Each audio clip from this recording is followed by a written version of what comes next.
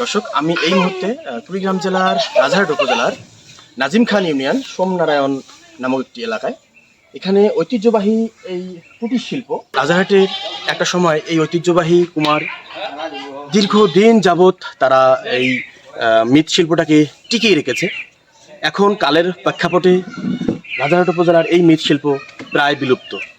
আমরা চাই এই মৃৎশিল্পরা জেগে উঠুক, টিকিয়ে থাকুক আমাদের ঐতিহ্য, টিকিয়ে থাকুক এই মৃৎশিল্প কুমারপট্টি। ধন্যবাদ। রাজারহাট থেকে রতন রায়, কুড়িগ্রাম।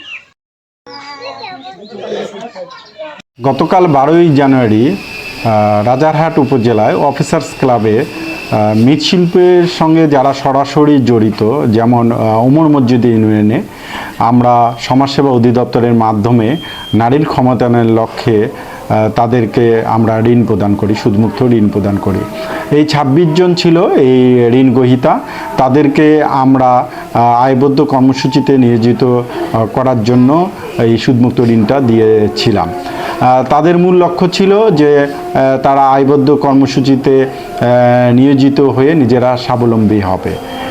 তাদের সঙ্গে আমি কথা বলে যতটুকু জেনেছি যে তাদের নিজস্ব কোনো পুঁজি নেই, তাদের এই পুঁজির লক্ষ্যেই আমরা এই ঋণটা দিয়েছি।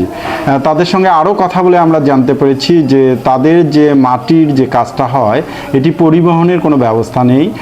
আমরা আশ্বস্ত করেছি যে এটি আমরা সরকারের দৃষ্টি গোচর করব। ধন্যবাদ।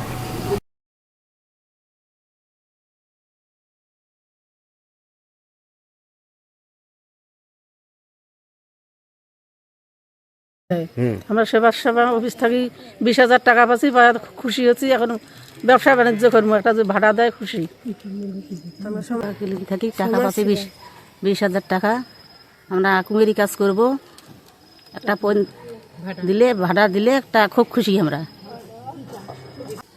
সমাজসেবা অফিস থেকে 20,000 টাকা পাইছি, পাওয়ার কারণে খুব খুশি হয়েছি। এখন যদি সরকার থেকে একটু ভাড়া দেয় আর খুশি হব।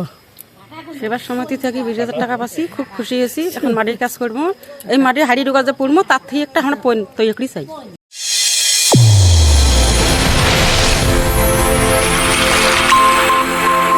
চ্যানেল A1 হৃদয়ের স্পন্দন।